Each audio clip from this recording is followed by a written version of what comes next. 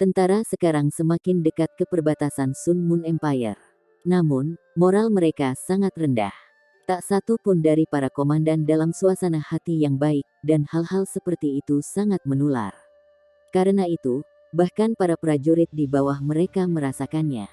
Meskipun tentara telah mendapatkan banyak kemenangan dalam kampanye ini, mereka merasa sangat tidak senang setelah masalah muncul secara internal di dalam tentara. Ini adalah sentimen umum yang dimiliki oleh para insinyur jiwa dan komandan. Orang hanya bisa membayangkan betapa geramnya perasaan mereka ketika menghadapi hal-hal ini ketika kesempatan emas bagi mereka untuk meninggalkan nama mereka di buku-buku sejarah telah menunjukkan dirinya. Mereka tidak sabar untuk menguliti seluruh gereja Roh Kudus hidup-hidup. Chu Zi secara alami jauh lebih tenang daripada yang lain. Dia duduk di gerbongnya, tetapi dia kadang-kadang mengangkat tirai untuk melihat apa yang ada di luar. Matanya akan secara alami melayang ke tempat Huo Yuhao, yang mengenakan pakaian wanita, berada. Meskipun wajahnya tidak menunjukkan sedikit pun emosi, Huo Yuhao masih bisa mengatakan dari matanya bahwa dia tertawa jauh di dalam hati. Ini adalah pertama kalinya Huo Yuhao dihukum dengan cara ini. Faktanya, Chu Zi bukan hanya orang yang menertawakan Huo Yuhao. Tang Wutong juga tertawa terbahak-bahak secara berkala, meskipun dia sudah berkali-kali diperingatkan oleh insinyur jiwa yang bertanggung jawab atas disiplin militer. Oleh karena itu, sementara Huo Yuhao sangat frustrasi dengan hukuman yang diterimanya, Chu Zi sebenarnya sangat senang karenanya. Meskipun Huo Yuhao baru-baru ini menyebabkan banyak masalah padanya dan membuatnya marah beberapa kali, ketidaksenangan di hatinya perlahan-lahan meleleh karena kehadirannya di sampingnya. Bahkan, dia berharap jalan yang mereka lalui ini tidak akan pernah berakhir. Paling tidak, ini berarti dia akan bisa tinggal di sisinya. Dia merasa senang bertemu dengannya setiap hari. Chu Zi bertanya-tanya mengapa dia tidak merasakan hal yang sama ketika mereka kembali di Sun Moon Imperial Soul Engineering Academy. Kecepatan di mana tentara bergerak pasti tidak bisa dibandingkan dengan Legiun Insinyur Jiwa. Bahkan kemudian, pasukan Kekaisaran Sun Moon mampu berpuasa dengan kecepatan lebih cepat daripada pasukan kekaisaran lainnya. Dalam 5 hari, perbatasan antara Kekaisaran Bulan Matahari dan apa yang semula Kekaisaran Jiwa Surgawi kini sudah terlihat. Chu Zi memilih untuk mengatur kembali pasukannya di daerah yang dekat dengan perbatasan Kekaisaran Jiwa Surgawi.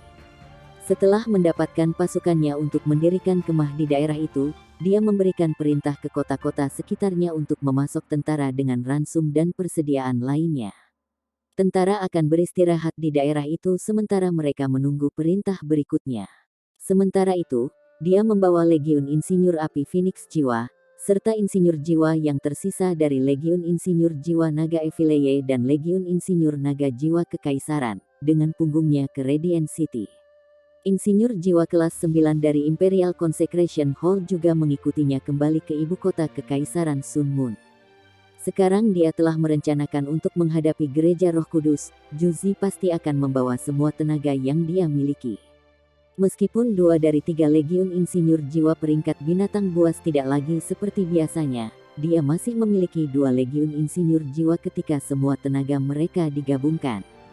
Pada saat yang sama, dia memiliki beberapa insinyur jiwa kelas 9 bersamanya. Mereka pasti akan bisa melindungi diri mereka sendiri bahkan jika mereka bertemu dengan douluo utama seperti Ye Sis-hui. Huo Yuhao dan Tang Wutong terbang tidak terlalu jauh dari Chu Zi. Bagaimanapun, mereka seharusnya menjadi penjaga pribadinya. Saat ini, Huo Yuhao pasti merasa tidak nyaman dengan alat jiwa berbentuk manusia, yang tidak cocok dengan tubuhnya. Meskipun dia tahu itu terutama psikologis daripada ketidaknyamanan fisik, dia tetap merasa frustrasi dengan pakaiannya. Dia terus-menerus mencoba untuk melepaskan aura es tertinggi untuk melawan fluktuasi unsur tipe api yang datang dari alat jiwa berbentuk manusia. Xiao Yu, bisakah kamu datang ke sini? Chu Zi, yang terbang di udara, tiba-tiba berbalik dan melambai pada Huo Yuhao. Xiao Yu adalah nama yang dia berikan padanya. Setiap insinyur jiwa dari Fire Phoenix Soul Engineer Legion tahu bahwa marsal mereka sangat menyukai Xiao Yu. Kriteria seleksi untuk insinyur jiwa dalam Legiun Insinyur Jiwa sangat ketat. Ini terutama berlaku untuk penjaga pribadi marsal. Karena Juzi adalah orang yang seharusnya memilih sendiri penjaga pribadinya, tidak ada yang tahu latar belakang Xiao Yu.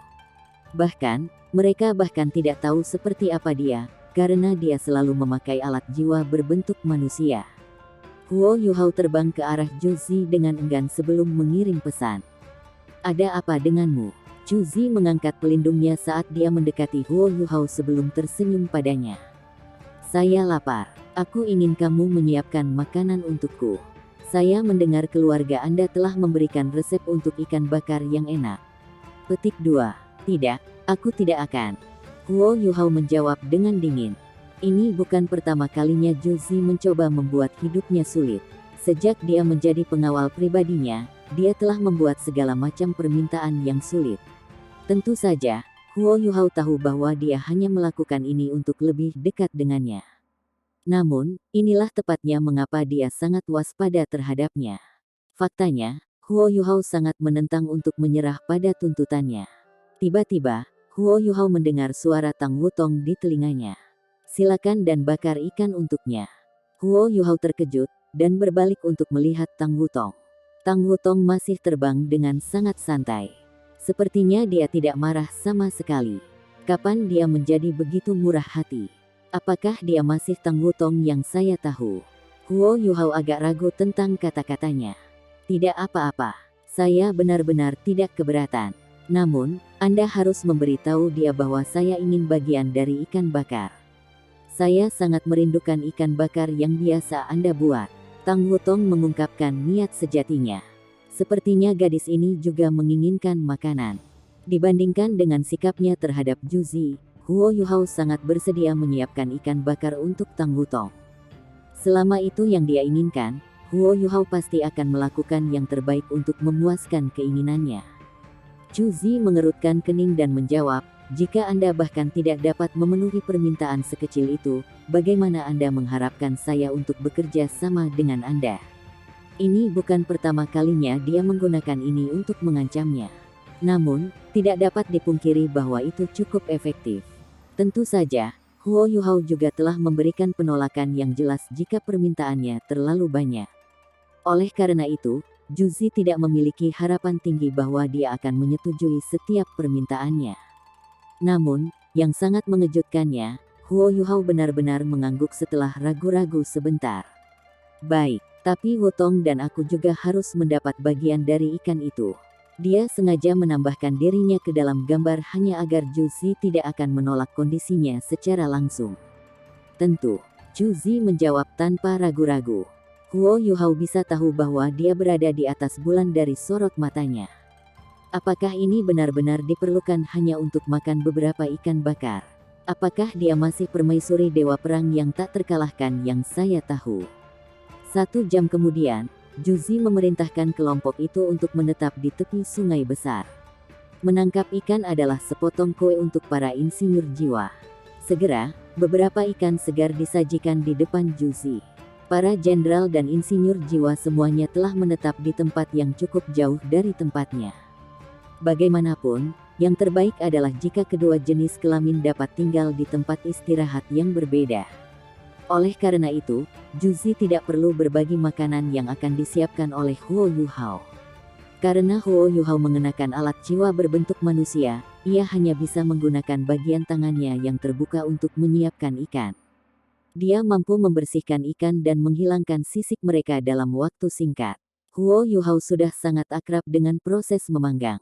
Dia mampu membuat rak dalam waktu singkat. Segera, kedua wanita itu bisa mencium aroma ikan bakar. Juzi secara alami mengambil ikan pertama. Setelah menggigitnya yang pertama, dia tidak bisa tidak melihat ke atas untuk memuji Huo Yuhao. Matanya membelalak tak percaya ketika dia mengangguk dengan marah untuk menyatakan kepuasannya dengan ikan bakar Huo Yuhao. Ikan kedua ditawarkan ke Tang Wutong. Dia hanya duduk di samping dan menikmati ikan yang dipanggang Huo Yuhao untuknya. Sudah menjadi rahasia umum bahwa wanita cenderung memiliki nafsu makan yang lebih besar daripada pria dalam hal makanan enak.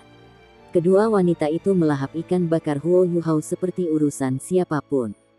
Mungkin itu karena kekuatan bertarungnya yang lebih besar, tetapi Tang Wutong tampaknya memiliki nafsu makan yang lebih besar daripada Juzi. Sementara Tang Wutong masih meraih ikan bakar berikutnya, Juzi sudah kenyang. Selama waktu ini, Huo Yuhao juga makan beberapa ikan bakar. Namun, dia benar-benar tidak perlu makan banyak di kultivasinya saat ini. Bahkan jika dia pergi tanpa makan apapun selama beberapa hari, dia masih akan baik-baik saja. Juzi bersandar pada pohon besar di belakangnya saat dia melirik Tang Wutong, yang duduk tidak terlalu jauh darinya. Apakah kamu tidak cemburu karena dia membuat ikan bakar untuk aku makan? Tang Wutong menggelengkan kepalanya sambil terus makan ikan bakar dengan gembira. Huo Yuhao berjalan ke arahnya sebelum menyekam minyak di sudut mulutnya dengan sapu tangan yang bersih. Tang Wutong mendongak dan melontarkan senyum bahagia padanya. Meskipun Juzi tidak dapat melihat ekspresi Huo Yuhao karena pelindung di wajahnya, dia masih bisa membayangkan tatapan penuh kasih di matanya. Dia hanya bisa berkata dengan cemburu, "Aku tidak percaya kamu tidak cemburu sama sekali. Saya pikir Anda tidak tahu bagaimana menghargai pria Anda. Jika Huo Yuhao adalah lelaki saya sebagai gantinya, saya pasti tidak akan mengizinkannya menyiapkan makanan untuk wanita lain." Petik 2. Tang Wutong menggelengkan kepalanya dan tersenyum pada Juzi. Ini benar-benar bukan apa-apa. Selain itu, hal-hal yang dia berikan kepada saya selalu berbeda dari apa yang dia berikan kepada orang lain. Petik 2. Berbeda. Apa bedanya? Seperti yang diduga dari Juzi, dia memperhatikan dengan cermat cara Huo Yuhao memanggang ikan. Dia memastikan bahwa dia telah mengikuti prosedur yang sama persis untuk kedua ikan mereka. Karena itu, dia tidak percaya apa yang baru saja dikatakan Tang Wutong. Tang Wutong mengulurkan ikan bakar di tangannya ke Juzi dan berkata, "Karena kamu sangat menyukainya, mengapa kamu tidak mencoba ikan yang dia berikan padaku?" Saat dia berbicara, dia menelusuri kembali lengannya dan melepaskan sepotong ikan untuk Juzi. Tang Wutong memutuskan untuk tidak begitu murah hati. Juzi mengambil sepotong ikan dari Tang Wutong dengan curiga. Rasionalitasnya mengatakan kepadanya bahwa dia seharusnya tidak memakan sisa-sisa rakyat jelata sebagai permaisuri dewa perang yang kuat. Namun, rasa ingin tahu dan kasih sayang dalam dirinya akhirnya memenangkannya saat dia memasukkan potongan itu ke dalam mulutnya. Juzi hanya membutuhkan beberapa gigitan baginya untuk terpana oleh rasanya. Dia duduk diam saat dia menatap kosong ke ruang di depannya. Rasa di mulutnya benar-benar keluar dari dunia ini. Daging ikannya empuk dan berair. Tampaknya memiliki semacam energi khusus. Meskipun rasanya kurang lebih mirip dengan daging yang dia makan sebelumnya, energi khusus inilah yang membuat dagingnya begitu istimewa. Seolah-olah seluruh ikan bakar telah ditingkatkan. Sementara itu, Tang Wutong terus memakan ikan bakar miliknya. Dia masih memiliki ekspresi bahagia yang sama di wajahnya saat dia menikmati setiap gigitan. Juzi tertegun cukup lama sebelum dia akhirnya menelan ikan di mulutnya. Pada saat itu, dia merasakan kepuasan luar biasa membanjiri seluruh tubuhnya. Dia merasa seolah-olah dibawa ke pelukan yang hangat dan penuh kasih. Apa yang kamu tambahkan ke ikan panggangnya?" Juzi menoleh dan bertanya pada Huo Yuhao. Huo Yuhao berbicara dengan jelas, "Anda telah memperhatikan saya saat saya memanggang ikan. Anda harus cukup tahu bahwa saya tidak memvariasikan prosedur saya karena Tang Wutong atau Anda." Petik 2. Namun, mengapa rasanya berbeda? Bahkan, rasanya jauh lebih enak. Saya tidak peduli. Saya ingin ikan seperti itu juga. Juzi berbicara dengan kejam. Huo Yuhao menggelengkan kepalanya dan berkata, "Saya minta maaf, tapi saya rasa saya tidak bisa melakukannya." "Kenapa kamu tidak bisa melakukannya?" "Saya tidak peduli. Saya juga menginginkannya." Juzi praktis berteriak pada Huo Yuhao. Bahkan, dia sangat keras sehingga beberapa insinyur jiwa dari Fire Phoenix Soul Engineer Legion yang menjaga daerah itu berbalik untuk memastikan bahwa marsal mereka baik-baik saja. Juzi melambaikan tangannya dan mengatakan kepada mereka bahwa dia baik-baik saja. Dia mencoba memperlambat napasnya saat melihat Huo Yuhao dan Tang Wutong. "Mengapa? Kenapa kamu tidak bisa melakukannya untukku?" Sekarang, suaranya melunak. Huo Yuhao menghela nafas lembut sebelum menggelengkan kepalanya. Dia tidak melanjutkan untuk menjelaskan mengapa saat dia memalingkan muka. Tang Wutong berdiri dan menghabiskan ikan bakar di tangannya sebelum menjelaskan kepada Juzi, emosinya berbeda. Anda harus berhenti mempersulitnya.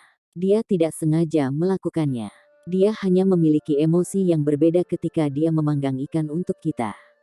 Oleh karena itu, rasanya masih akan berbeda, meskipun dipanggang dengan cara yang sama. Itu sebabnya saya tidak pernah terlalu khawatir bahwa dia memanggang ikan untuk Anda. Kecuali saya mau membagikan ikan bakar saya untuk Anda tidak akan pernah bisa merasakan rasa cinta. Petik 2. Tang Wutong berjalan menuju Huo Yuhao sebelum dia bersandar ke tubuhnya. Ikan bakar itu sangat lezat. Aku cinta kamu. Huo Yuhao dikejutkan oleh kalimatnya yang pendek dan sederhana. Ini adalah pertama kalinya Tang Wutong mengungkapkan cintanya kepada Huo Yuhao di depan orang lain.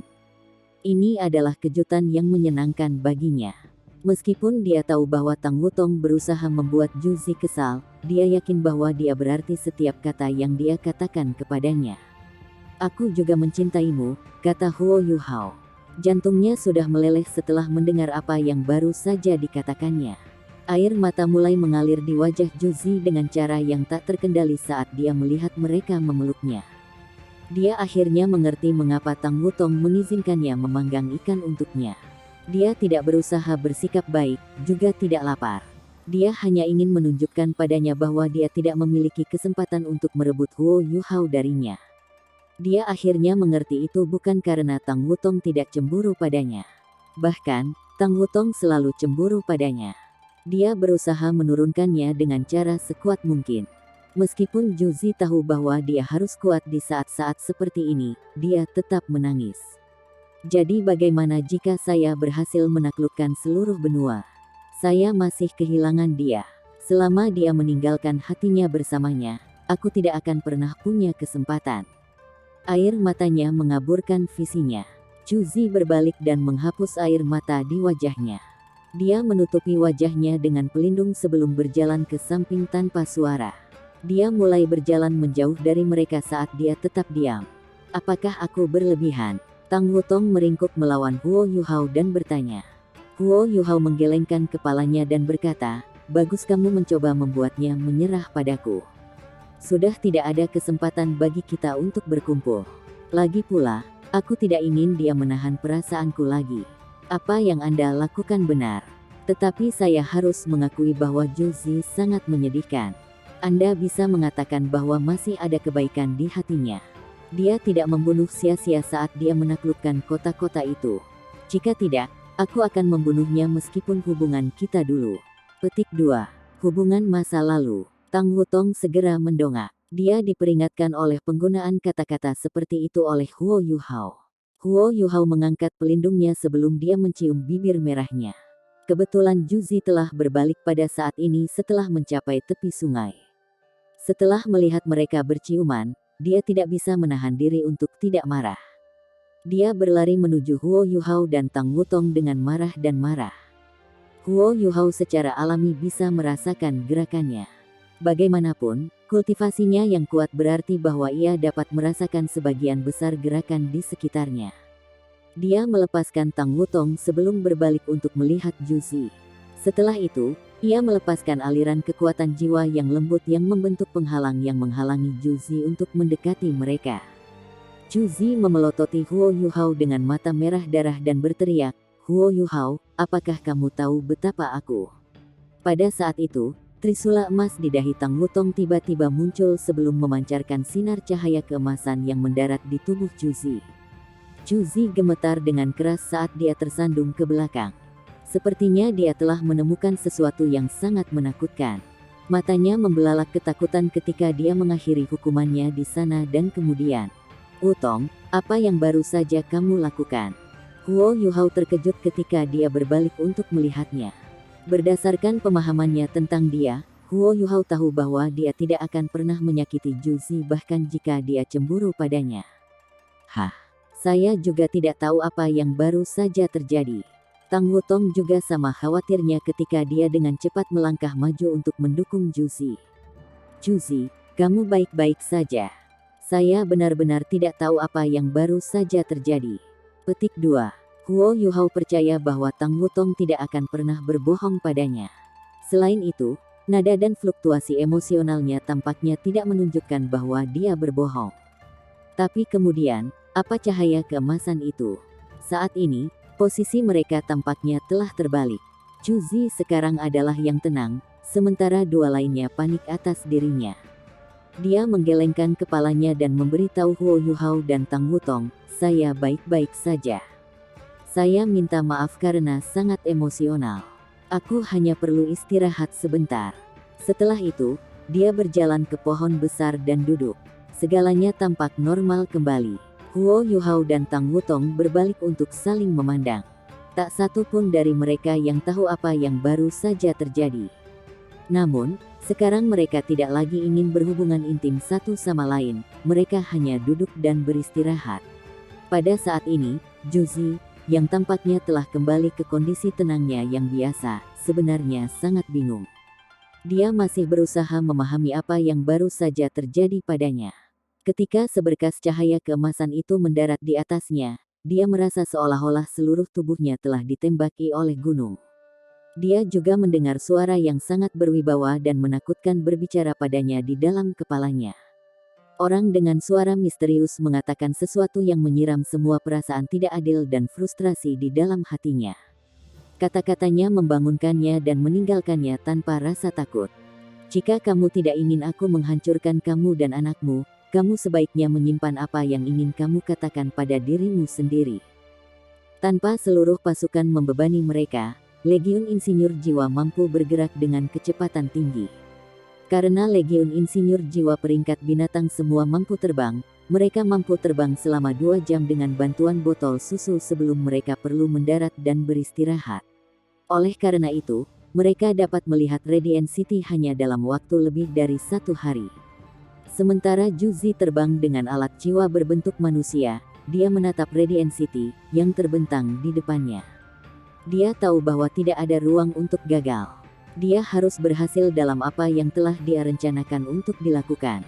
Jika dia gagal, tidak akan ada jalan untuk kembali. Tentu saja, dia telah bersiap untuk yang terburuk. Bahkan jika dia gagal, dia tidak akan kehilangan segalanya. Namun, dia tahu betul bahwa kekasihnya pasti akan mati jika dia gagal. Meskipun dia sudah menyerah padanya, dan mengerti bahwa dia tidak punya harapan untuk bertemu dengannya, dia tidak dapat menyerahkan perasaannya untuknya. Karena itu, dia terus-menerus tersiksa oleh perasaannya. Namun, Chu Zi tahu bahwa dia harus fokus pada tugas yang ada. Dia menarik napas dalam-dalam dan membiarkan udara dingin menenangkan saraf dan emosinya. Dia harus berhasil. Dia tidak bisa gagal, untuk putranya, untuk dirinya sendiri, dan untuknya. Sejujurnya, menaklukkan seluruh benua tidak pernah menjadi prioritasnya. Yang paling penting baginya adalah mengendalikan takdirnya sendiri. Setelah memerintah pasukan begitu lama, dia pasti tahu bagaimana keunggulan teknologi Kekaisaran Sun Moon tidak akan hilang hanya dalam 10 tahun. Karenanya, dia tidak cemas sama sekali. Namun, dia sangat khawatir tentang putranya. Ketika putranya terus tumbuh, akan segera gilirannya untuk menjalani upacara kebangkitan jiwa bela diri. Dia sama sekali tidak tahu apa jiwa bela diri yang akan diwariskan putranya. Karena itu, dia sangat takut pada putranya. Dia tahu dia tidak bisa menunggu lebih lama lagi. Ini adalah kesempatan terbaik yang dia miliki untuk mengambil alih nasibnya sendiri. Pada saat ini, Huo Yuhao juga diliputi gelombang emosi. Dia tidak bisa lagi mengingat berapa kali dia ke Radiant City. Bahkan, dia selalu meninggalkan Radiant City dengan kesan dan perasaan yang berbeda. Dia awalnya sangat terkesan dengan bagaimana kota itu didirikan. Sekarang, dia merasa seolah-olah bisa mengendalikan dan menghancurkan kota jika dia benar-benar menginginkannya. Ini adalah transformasi yang terjadi saat ia menjadi lebih kuat.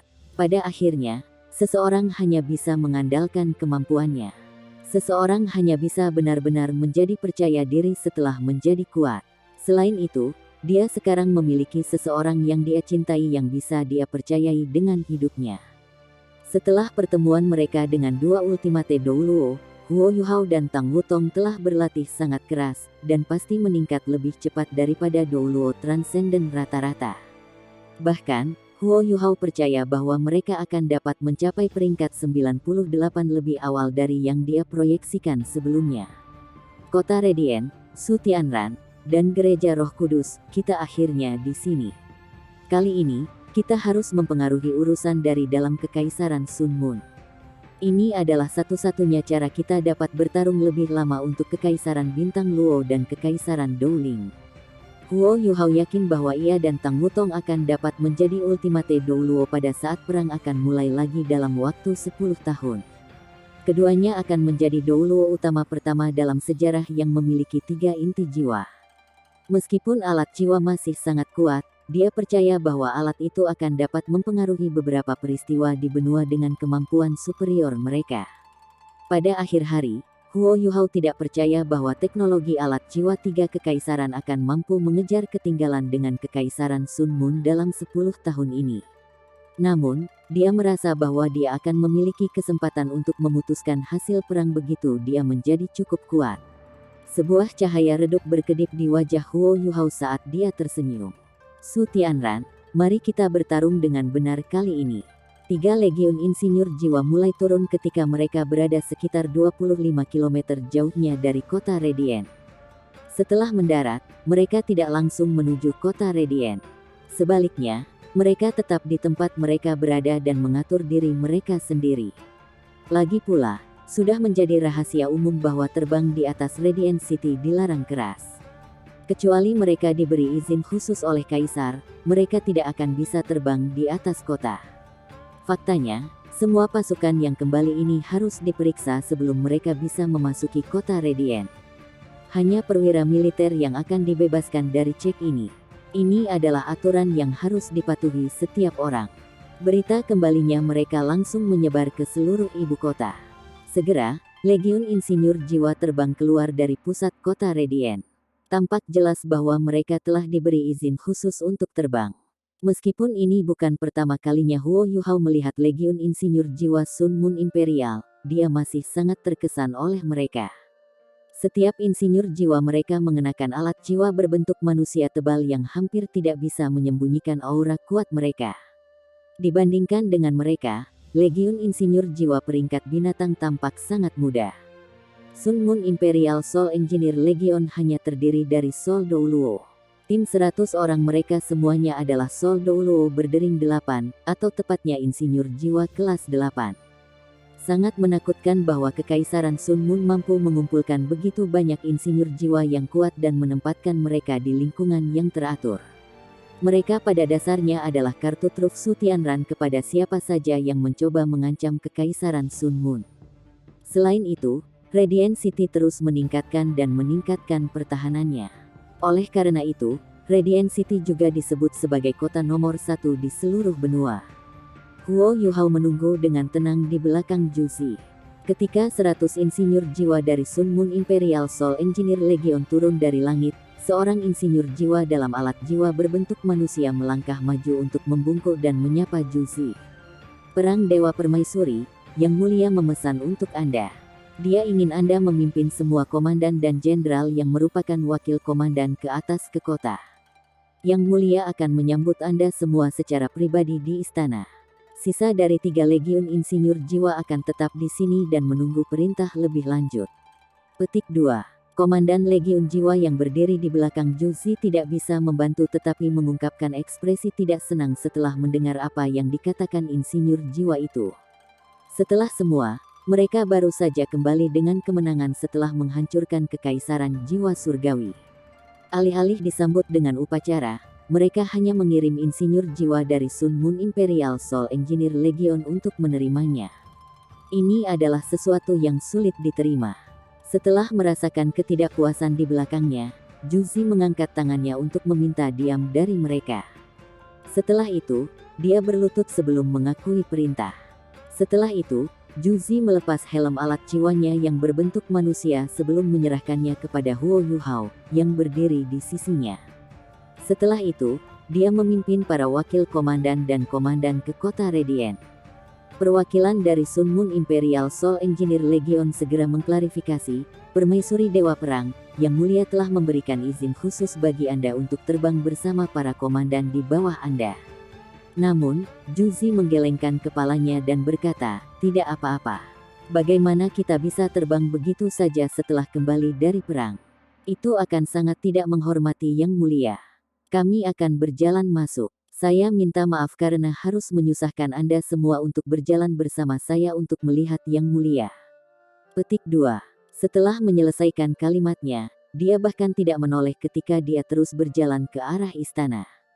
Karena mereka hanya penjaga pribadinya, Huo Yuhao dan Tang Wutong secara alami tidak bisa mengikutinya. Bagaimanapun, Su Tianran sudah mengatakan bahwa dia hanya ingin para komandan dan wakil komandan untuk memasuki kota. Ini berarti bahwa dia tidak ingin melihat tentara atau penjaga memasuki kota. Karenanya, keduanya hanya bisa menunggu di sini.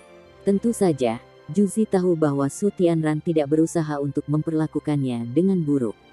Keputusannya dibuat semata-mata karena pertimbangan keselamatan. 3 Legiun Insinyur Jiwa seharusnya secara alami tidak diizinkan memasuki kota Radiant segera setelah kembali dari pertempuran. Tetapi karena ini, Juzi bisa rentan jika guru jiwa dari Gereja Roh Kudus menyerangnya sekarang. Oleh karena itu, Su Tianran telah mengirim Legiun Insinyur Jiwa Sun Moon Imperial untuk melindunginya. Tentu saja, Juzi tidak akan membagikan tebakannya kepada orang-orang di sekitarnya. Lebih baik komandan dan wakil komandannya tidak senang dengan Su Tianran. Itu hanya akan menguntungkan bagi rencananya, dia. Setelah menyaksikan Juzi pergi, Tang Wutong mengirim pesan ke Huo Yuhao. Apa yang harus kita lakukan sekarang? Huo Yuhao menunjukkan senyum tipis dan berkata, mari kita tunggu saja di sini. Saya yakin Juzi akan menyelesaikan segalanya untuk kita. Ketika kami kembali ke Radiant City, aku bisa merasakan bahwa dia telah menjadi normal kembali. Ketika dia dalam kondisi seperti biasanya, dia jelas jauh lebih baik daripada kita dalam urusan militer dan politik. Kita harus membiarkannya mengatasi masalah itu. Petik 2. Tang Wutong memutar matanya dan berkata, sepertinya kamu memiliki banyak kepercayaan padanya. Huo Yuhao hanya menjawab, tidak ada musuh permanen. Kali ini, dia membutuhkan bantuan kita. Bahkan jika dia mengabaikan persahabatan yang kita miliki di masa lalu, dia tidak akan melakukan sesuatu yang merugikan kita sebelum misi kita selesai. Selain itu, saya telah menyebarkan deteksi spiritual saya sebanyak mungkin. Jika dia menyembunyikan niat jahat terhadap kita, kita pasti bisa bereaksi tepat waktu. Petik 2. Baik, Tang Wutong tidak mengatakan kata-kata kecemburuan lagi. Salah satu perwira militer yang telah diperintahkan untuk tinggal di belakang memberi mereka instruksi untuk beristirahat. Pasukan insinyur jiwa mulai mendirikan kemah di mana mereka berada. Biasanya, mereka harus mengatur area penyebaran alat jiwa dan memasang alat jiwa mereka untuk mempersiapkan pertempuran. Namun, sekarang setelah mereka kembali ke pinggiran Radiant City, tidak ada lagi kebutuhan untuk prosedur itu. Bahkan, mereka bahkan mungkin dicurigai melakukan pengkhianatan jika mereka melakukan itu. Di dalam istana Kekaisaran Sun Moon, Su Tianran memimpin menteri dan jenderal di bawahnya saat dia menunggu di istana Gates diam-diam. Juzi seharusnya sudah memasuki kota sekarang. Namun, dia masih jauh dari pandangannya. Saat dia menatap langit yang jauh, Su Tianran tidak bisa tidak bertanya-tanya mengapa dia masih belum tiba. Pada saat ini, seorang perwakilan dari Sun Moon Imperial Soul Engineer Legion terbang kembali dan mendarat tidak terlalu jauh dari Su Tianran. Dia dengan cepat berlari sebelum berlutut di depannya.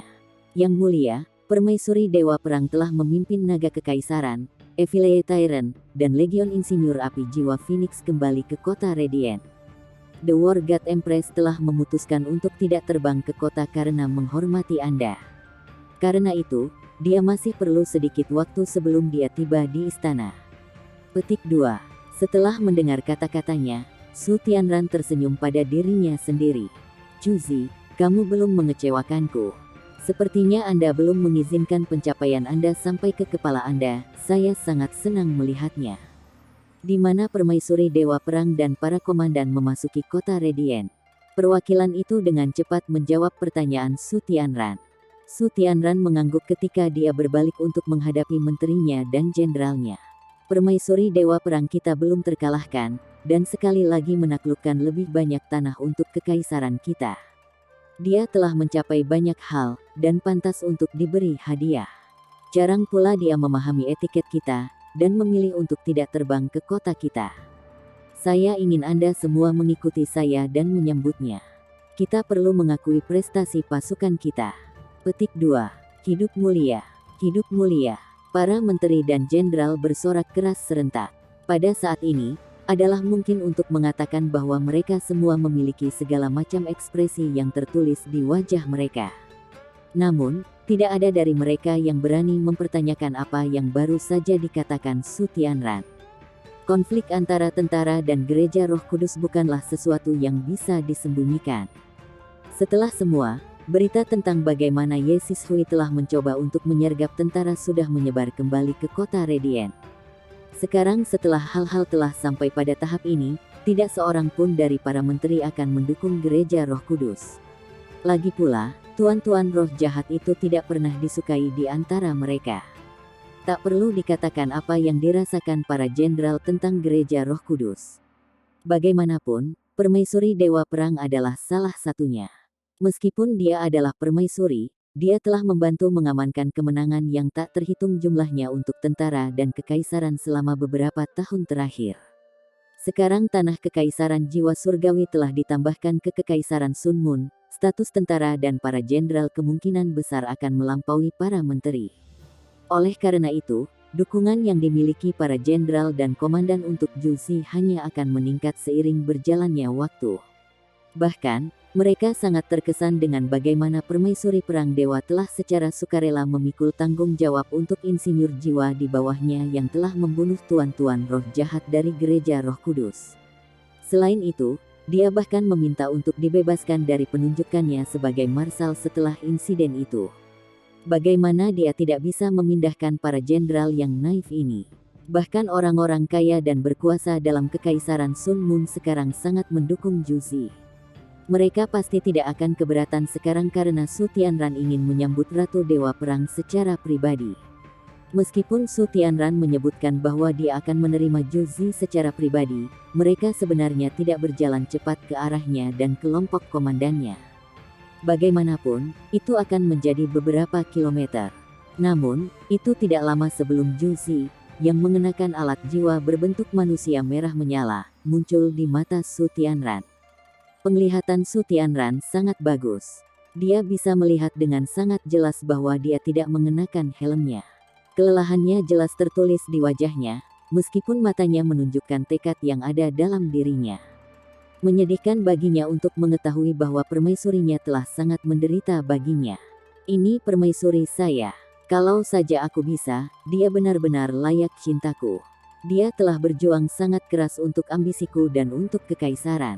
Namun saya masih sangat waspada terhadapnya. Juzi, katakan padaku, bagaimana seharusnya hatiku tidak sakit untukmu.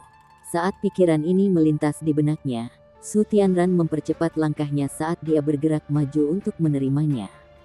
Demikian pula, Juzi juga meningkatkan kecepatannya saat dia berjalan cepat menuju Su Tianran tanpa menggunakan alat jiwanya.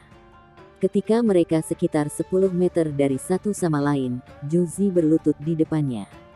Yang mulia, suaranya bergetar ketika air mata mengalir dari wajahnya. Sekarang, Su Tianran jauh lebih terbiasa dengan kaki palsunya. Dia dengan cepat melangkah maju dan memeluk Juzi, yang berlutut di depannya. Juzi memeluknya dengan erat saat dia mulai menangis keras. Para menteri dan jenderal tahu bahwa mereka tidak boleh bergerak lebih dekat atau mengganggu momen ini. Mereka bisa tahu betapa pentingnya Juzi bagi Su Tianran dari cara dia memeluknya. Para komandan dan wakil komandan yang mengikuti Juzi juga berlutut. Ketika mereka menyaksikannya menangis, air mata mengalir di mata mereka. Ini terutama berlaku untuk Xia Xuanchen, Komandan Legiun Evileye Tyrant Soul Engineer Legion. Dia sudah sangat sedih setelah melihat begitu banyak bawahannya mati di tangan gereja Roh Kudus. Setelah kembali ke tentara dan melihat bagaimana permaisuri Dewa Perang sangat menderita bagi semua orang, orang hanya bisa membayangkan intensitas emosi yang terpendam dalam dirinya. Para wakil komandan dari Imperial Dragon Soul Engineer Legion juga menangis terseduh-seduh. Bagaimanapun, hampir seluruh pasukan telah dihancurkan. Selain itu, mereka tidak tahu kemana persediaan alat jiwa mereka pergi. Tidak ada yang membenci gereja Roh Kudus lebih dari mereka. Sebelumnya, mereka juga adalah orang-orang yang telah membunuh sejumlah besar guru roh jahat dari gereja Roh Kudus. Su Tianran berbicara dengan lembut, "Ayo, jangan menangis, permaisanku tersayang.